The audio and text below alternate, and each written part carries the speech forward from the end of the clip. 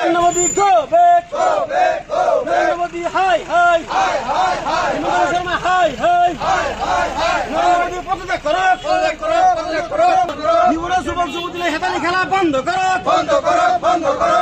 একত্রিত হয়েছো হয়তো আপনালোকে ভালকে জানে আজি ভাৰতবৰ্ষৰ সৰ্বকালৰ সৰ্বশ্ৰেষ্ঠ মিছলীয়া আৰু পতাকক প্ৰধানমন্ত্ৰী শ্ৰী নৰেন্দ্ৰ মোদীৰ জন্মদিৱস।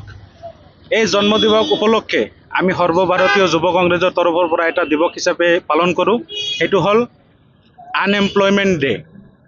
মানে আজিৰ দিনটোত আমি আনএমপ্লয়মেণ্ট ডে হিচাপে পালন কৰি আগতেও কৰিছোঁ আৰু অনাগত দিনতো কৰিম।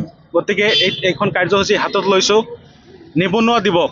নিবনুৱা দিৱস এইকাৰণে পালন কৰা হয়, আমাৰ নৰেন্দ্ৰ মোদী ডাঙৰীয়াই তেওঁ চৰকাৰ আহিয়ে তেওঁ প্ৰতিশ্ৰুতি দিছিলে ভাৰতবৰ্ষৰ শিক্ষিত নিবনুৱা যুৱক যুৱতীসকলক 2 কৰোৰ চাকৰি প্ৰদান কৰিব বুলি তেওঁ প্ৰতিশ্ৰুতি দিছিলে। তাৰ পৰিপ্ৰেক্ষিতত আজিলৈকে 2 কৰোৰ চাকৰিটো দূৰৰ কথা, আজিলৈকে তেওঁ চাকৰি যিমান দিব লাগিছিলে দিব পৰা নাই। সেইকাৰণে এই দিনটোত আমি তেওঁৰ জন্মদিনত প্ৰতাৰক দিৱস হিচাপে পালন কৰা হয় আৰু আনএমপ্লয়মেণ্ট ডে হিচাপে পালন কৰা হয়। সেইকাৰণে বঙাইগাঁও জিলা যুৱ কংগ্ৰেছৰ তৰফৰ পৰা আমি বিভিন্ন ধৰণৰ কাৰ্যসূচী হাতত লৈছোঁ।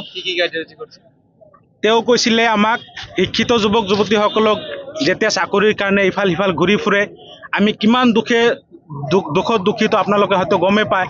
শিক্ষিত নিবনুৱা সমস্যা আপোনালোকে হয়তো গম পায় যে আমি শিক্ষিত হৈ আজিলৈকে চাকৰি বাকৰি পোৱা নাই। তেওঁ বিজেপি চৰকাৰে চাকৰি বাকৰি প্ৰদান কৰা নাই।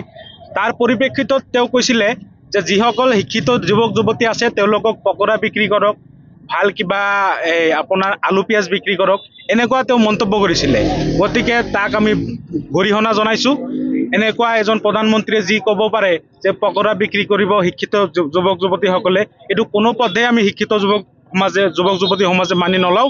গতিকে তেওঁ চাহ বিক্ৰী কৰি আজিৰ দিনত প্ৰধানমন্ত্ৰী হৈছে, তেওঁ শিক্ষিত মানুহৰ কি বুজি পাব? তেওঁ নিজে এজন শিক্ষিত নহয়। আজিলৈকে ভাৰতৰ যিমানজন প্ৰধানমন্ত্ৰী হৈছে সৰ্বনিম্ন অশিক্ষিত প্ৰধানমন্ত্ৰী নৰেন্দ্ৰ মোদী। আজিলৈকে তেওঁৰ এডুকেশ্যনেল কোৱালিফিকেশ্যন মানে শিক্ষাগত অৰ্হতা কিমান আছে আজিলৈকে কোনেও গম নাপায়। গতিকে সেইজন প্ৰধানমন্ত্ৰীয়ে কেনেকৈ বুজি পাব যে আমাৰ শিক্ষিত যুৱক যুৱতীসকলৰ চাকৰি বাকৰি নহ'লে কিমান সমস্যা। সেই পৰিপ্ৰেক্ষিতত আমি বিভিন্ন কাৰ্যসূচী হাতত লৈছোঁ, আমি ৰূপায়ণ কৰিলোঁ বঙাইগাঁও জিলা যুৱ কংগ্ৰেছৰ তৰফৰ পৰা তথা আমাৰ বঙাইগাঁও জিলাৰ অৱস্থিত 3টা সমষ্টি যুৱ কংগ্ৰেছৰ সভাপতিসকল আমাৰ কৰ্মকৰ্তাসকল সহযোগ কৰিছে।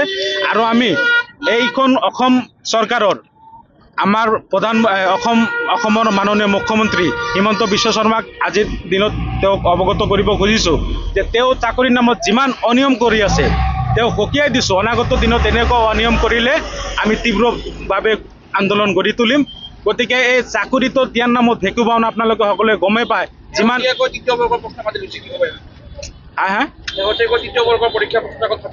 প্ৰশ্নকাকত ফাদিল হৈছে, আমি বিভিন্ন আপোনালোকৰ মিডিয়াৰ জৰিয়তে ইতিমধ্যে গম পাইছোঁ যে 3য় বৰ্গৰ পৰীক্ষা যিটো ফাদিল হৈছে, পেপাৰ ফাদিল হৈছে, এইটো নতুন কথা নহয়। এইখন চৰকাৰৰ দিনত কোনোদিন শুনা নাই, নাবুত নাচৰুত ঘটনা হৈ গৈছে, যিখন আপোনাৰ পেপাৰ গৰুৱে খায়, মেট্ৰিক পৰীক্ষাৰ পেপাৰ গৰুৱে খাই কোনোদিনো শুনা নাই। গতিকে এইখন চৰকাৰৰ আৰু কিমান আমি আশা কৰিব পাৰোঁ? গতিকে অনাগত দিনত আমাৰ অসমত যিটো বিধানসভা ইলেকশ্যন হ'ব গৈ আছে 2026-ত, এই চৰকাৰ পৰিৱৰ্তন হোৱাটো নিশ্চিত। অনাগত দিনত আমি সকলোৱে একেগোট হৈ আমি এইখন চৰকাৰ পতন বিচাৰিছোঁ।